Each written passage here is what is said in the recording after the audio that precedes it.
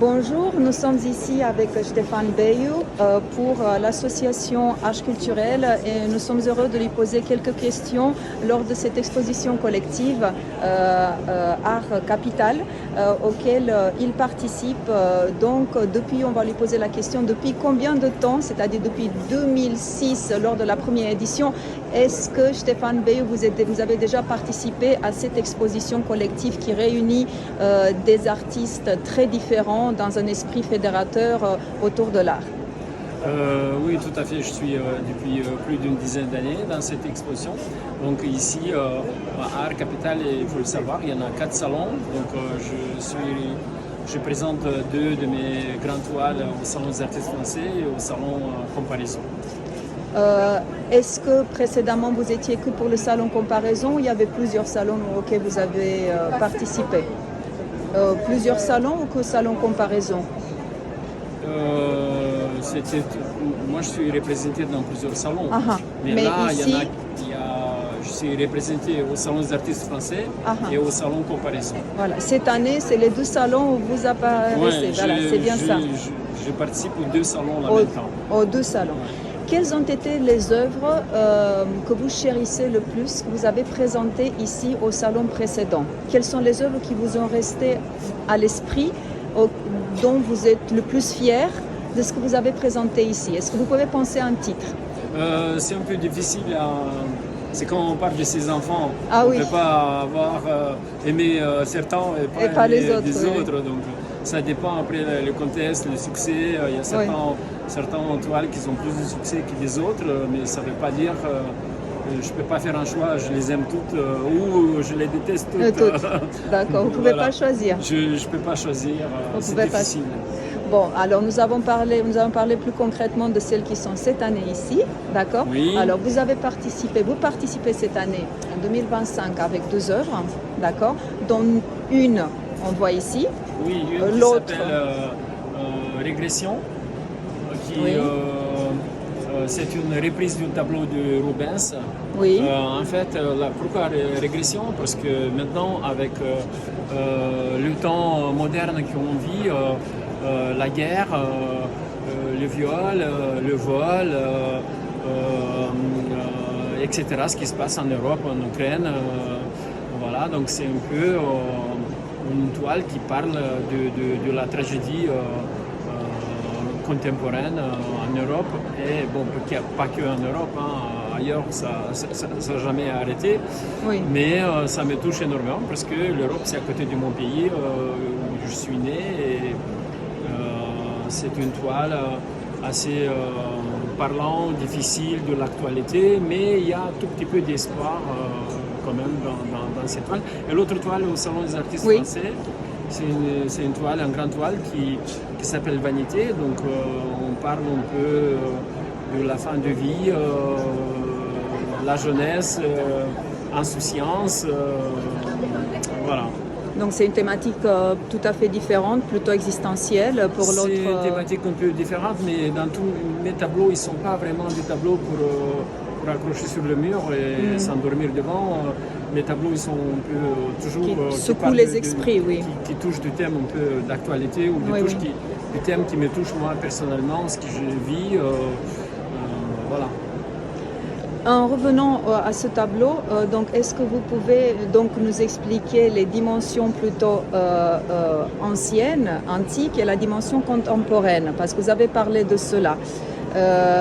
Parce que nous observons certains personnages qui sont comme une représentation statutaire, peut-être de certains statues qui ont fait la culture de l'art des sculpteurs internationaux, ou non, c'est tout simplement des représentations qui semblent être des statues sans l'être forcément. Ce sont des représentations qui semblent être des statues.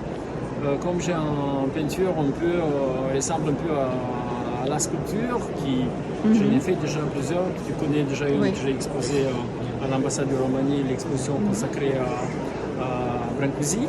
Donc là, c'est un tableau plutôt qui était à la base du Rubens, qui était coloré, et je l'ai transformé un peu comme quelque chose de statique, une sculpture. Voilà. Quel est le tableau de Rubens qui a été l'inspiration précise pour ce tableau? C'est Enlèvement de Sabine. Oui, oui. Voilà, donc la thématique antique. La thématique antique, mais c'est pas, je voulais pas parler de l'Antiquité, je voulais parler plutôt de l'actualité. Que ça reste contemporain. Voilà, des hommes qui enlèvent les femmes et voilà quoi. Donc c'est pas vraiment. Donc j'ai repris une toile ancienne pour parler de l'actualité moderne. Tout à fait, tout à fait.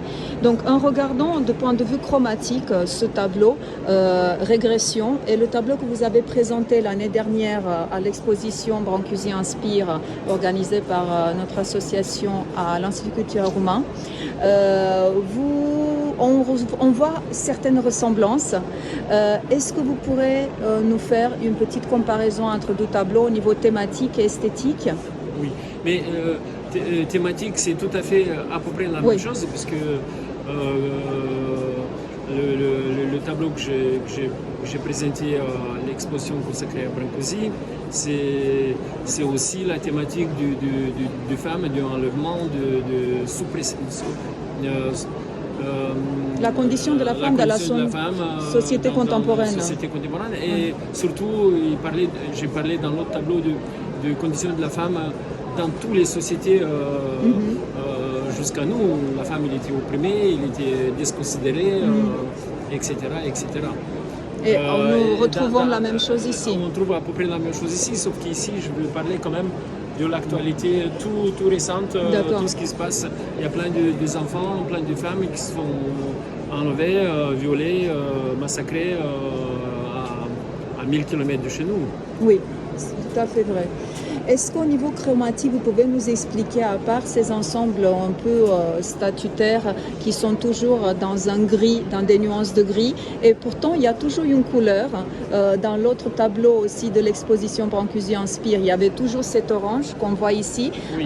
Quelle fonction vous donnez à cette couleur dans ce milieu monochromatique? Oui. En fait, dans toute tragédie, il y a un peu d'espoir.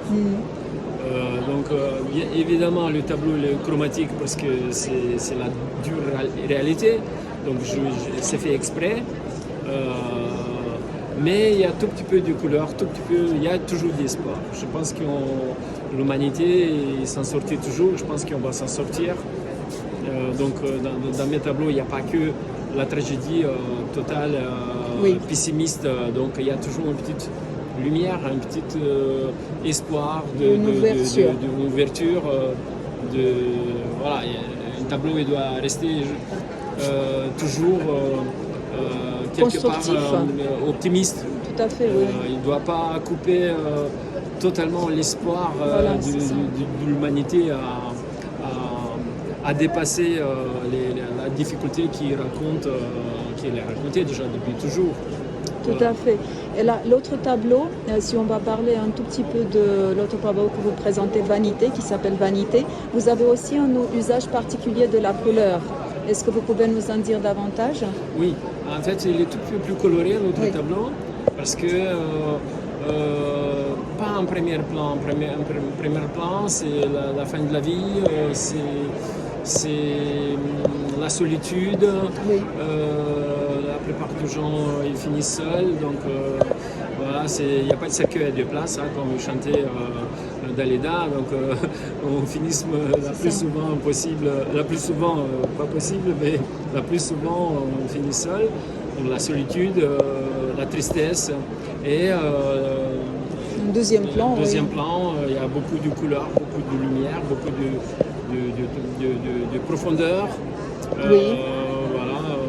C'est la jeunesse. En premier plan, l'espace il est fermé. En deuxième plan, l'espace il est à l'infini, parce que quand on est jeune, on pense pense jamais qu'un jour ça va se finir mal. On pense qu'on va vivre éternellement et tout ça va être la joie, elle va être à l'infini. Tout à fait. Dans l'autre tableau, il y a effectivement un jeu avec les perspectives qui est beaucoup plus poussé que dans celui-ci, effectivement, pour montrer cette temporalité existentielle. Il y a quelque chose qui m'a attiré mon attention. L'autre tache de couleur se trouve dans l'angle à côté du personnage du vieillard. C'est le feu, en fait. Pourquoi est-ce que vous avez choisi quand même de le colorer? J'ai choisi le feu comme quelque chose, la seule qui peut, normalement, on se réchauffe toujours dans l'amour, dans la joie du cœur, mais le feu, c'est la seule chose qui peut réchauffer une solitude. Et j'ai mis du feu en bas, un peu de couleur, pour, si vous avez bien remarqué, il y a une fumée assez transparente. Oui. En fait, la fumée, ça représente un peu le temps qui passe, la vie qui s'écoule en brûlant. Donc on brûle quelque chose, ça se termine. Donc c'est un peu, c'est symbolique. La fumée, pour moi, c'est symbolique. Je l'utilise souvent dans différentes toiles aussi. C'est symbolique pour montrer les temps qui passent, qu'on ne peut pas l'arrêter malgré tout. Crème de beauté, exercice, yoga et je ne sais pas quoi encore. Exactement, ce qu'on utilise dans nos vies quotidiennes. La dernière question, quels sont vos projets pour le futur? Quelle est l'exposition que vous préparez en ce moment? J'ai plusieurs expositions qui se préparent en ce moment. Donc, notamment la prochaine, ça va être à Gordes. Et il y en a quelques expositions à Strasbourg. On prépare maintenant un salon d'automne. Individuel ou collectif, certains? À Strasbourg, c'est collectif. À Gordes, il y a tout seul.